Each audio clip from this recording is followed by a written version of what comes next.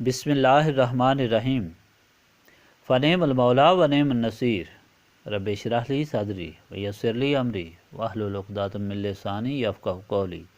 اللہم صلی علی سیدنا محمد وعلی آل سیدنا محمد وعلی صحابہ وعلی ازواجہ اجمعین وبارک وسلم وصلی علیہ۔ الحمدللہ، اللہ تعالیٰ جل جلالہ کا لاکھ لاکھ شکر ہے کہ مالک الملک نے آج پھر ہمیں اپنی رضا کے لیے اپنی یاد میں محبت میں یہاں جمع ہونے کی توفیق اور موقع عطا فرمایا۔ لاکھوں اور کروڑوں درود اور سلام سرور انبیاء حبیب خدا حضرت محمد مصطفیٰ صلی اللہ علیہ وآلہ وسلم پر، جن کے طفیل یہ کرم ہوا۔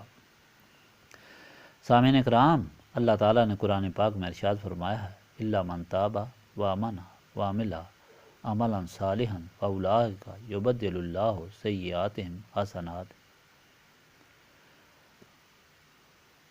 مگر جو کوئی توبہ کر چکا ہو اور ایمان لا کر عمل صالح کرنے لگا ہو، ایسے لوگوں کی برائیوں کو اللہ تعالیٰ بھلائیوں میں بدل دیتا ہے۔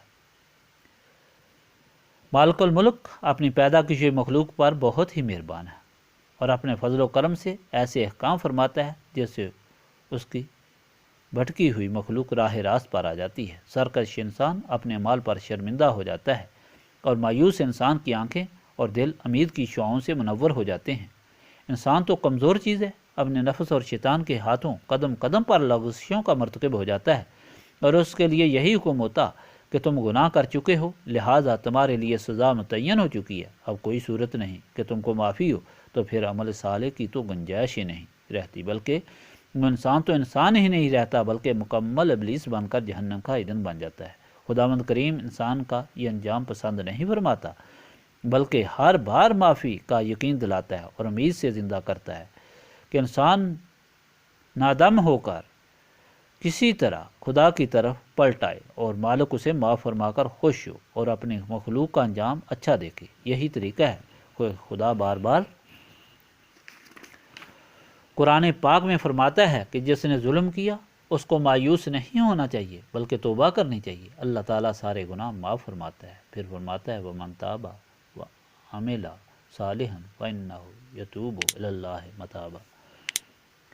لیکن یہاں تو صرف معافی نہیں بلکہ گناہوں پر نادم ہونے والے اور استغفار کرنے والے کے لیے تو مزدہ جاں فضا ہے۔ اس نے گناہوں کی معافی مانگی تو اس کے گناہ نیکی میں بدلے جائیں گے۔ وہ اس طرح کہ جب بھی بندہ مومن اپنے گناہوں کو یاد کرے گا وہ ضرور نادم ہوگا، اس کی یہ ندامت اس کی نیکی میں لکھی جائے گی جو بالآخر سارے گناہوں کو مٹا دے گی اور نیکی ہی نیکی نامہ اعمال میں رہ جائے گی۔ حضرت ابو ہریرہ فرماتے ہیں کہ ایک دن میں مسجد نبوی سے نماز پڑھ کر لوٹا تو دیکھا کہ دروازے کے سامنے ایک عورت کھڑی ہے۔ میں اس کو سلام کر کے اپنے حجرے میں چلا گیا اور نوافل پڑھنے لگا۔ کچھ دیر کے بعد اس نے دروازہ کھٹکھٹایا تو میں نے اٹھ کر دروازہ کھولا اور پوچھا کہ کیا چاہتی ہو؟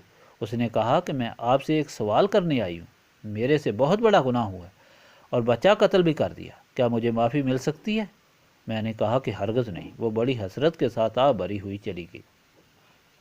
صبح جب حضور پاک صلی اللہ علیہ وآلہ وسلم کے پیچھے نماز پڑھ کر فارغ ہوا تو میں نے رات کا قصہ حضور پاک صلی اللہ علیہ وآلہ وسلم کے سامنے بیان کیا۔ آپ صلی اللہ علیہ وآلہ وسلم نے فرمایا کہ بڑا غلط جواب تم نے ابو ہریرہ، تم نے قرآن پاک کی یہ آیت نہیں پڑھی کہ الا من تاب وآمن وعمل عملا صالحا فاولئک یبدل اللہ سیئاتہم حسنات۔ حضور پاک صلی اللہ علیہ وآلہ وسلم کے جواب کے بعد میں نے اس عورت کو تلاش کیا، عشاء کے وقت ملی اور میں نے اسے بشارت دی کہ سرکار نے تمہارے سوال کا یہ جواب دیا ہے۔ وہ سنتے ہی سجدے میں گر پڑی اور کہا شکر ہے خداوند کریم کا جس نے توبہ کا دروازہ کھولا ہے اور اپنے گناہوں سے ہمیشہ کے لیے توبہ کر لی۔ ایک بوڑھا شخص حضور پاک صلی اللہ علیہ وآلہ وسلم کی خدمت میں حاضر ہوا اور عرض کی حضور صلی اللہ علیہ وآلہ وسلم، میں نے ساری زندگی گناہ میں گزاری ہے اور کوئی گناہ ایسا نہیں جس کا ارتکاب نہ کر چکا ہوں۔ اگر اپنے گناہوں کو روئے زمین کے سارے باشندوں میں تقسیم کر دوں تو سب کو لے ڈوبیں، کیا اب بھی میرے لیے معافی کی کوئی صورت ہے؟ فرمایا کیا تم نے اسلام قبول کر لیا؟ عرض کی میں گواہی دیتا ہوں کہ اللہ تعالیٰ کے سوا کوئی معبود نہیں اور حضور پاک صلی اللہ علیہ وآلہ وسلم اللہ تعالیٰ کے محبوب ہیں۔